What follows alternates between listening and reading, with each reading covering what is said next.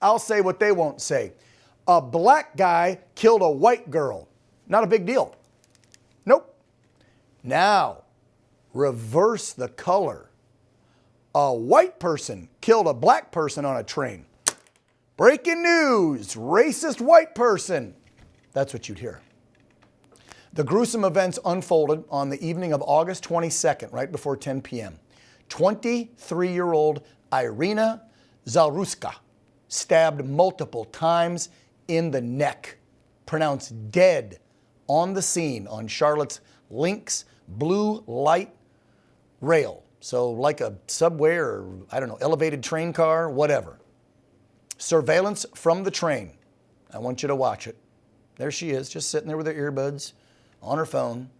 There's this mentally disturbed sicko, career criminal piece of trash opening up his lock blade. Then just kind of leans back on the window, and then out of nowhere, what are you Americans on this train car doing? No one steps up, by the way? Disgusting. The suspect, 34-year-old DeCarlos Brown Jr., just emotionless, could care less that he just stabbed and killed her. 30 seconds after this, he leaves the train.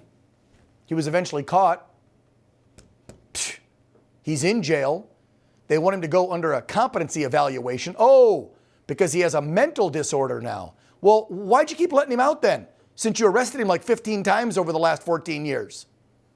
North Carolina Republican Congressman Mark Harris calling the murder a microcosm of a national epidemic linked to what I just told you at the beginning of this segment, soft on-crime policies by Democrats.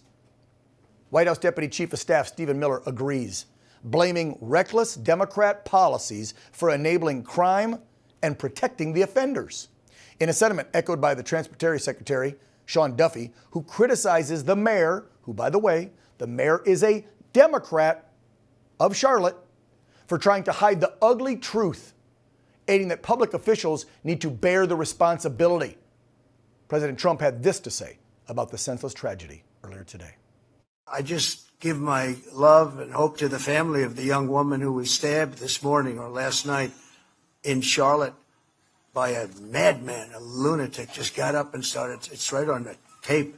Not really watchable because it's so horrible, but just viciously stabbed. She's just sitting there. So they're evil people. We have to be able to handle that. If we don't handle that, we don't have a country. That's right. Why do Democrats want to keep coddling people? Oh, that's right. Color of his skin. Once again, you get truth on this show. See, it's all about social justice with these woke prosecutors and judges that let people of color or of a different economic social status out when they commit a crime, saying, well, it's a system. It's systemic. We can't hold them against them. Really? What's even more disturbing are the people that work in my career field, the mainstream media. 99% of almost every media outlet out there is left-leaning. You know that. And they have either downplayed their coverage or not even talked about this. So I want you to think about this. How big has the media been on covering the Ukrainian war? This is a Ukrainian refugee. She was butchered by a black American repeat offender. But that doesn't fit the narrative of the left and the mainstream media, so they don't want to talk about the brutal murder of this sweet, innocent Irina Zaruska. Let's say her name again.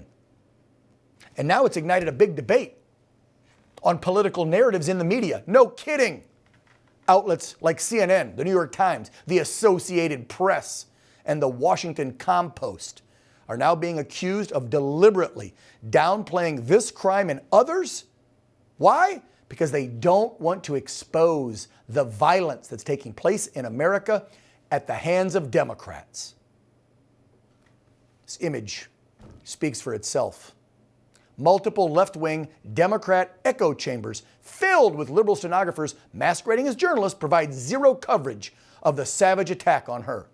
The Associated Press among the worst of the offenders, publishing more than 74,000 articles about George Floyd, a convicted drug dealer, right? Who had how many drugs in his system? He died and COVID, but the cop killed him. But they didn't do one story about Irina. You're disgusting.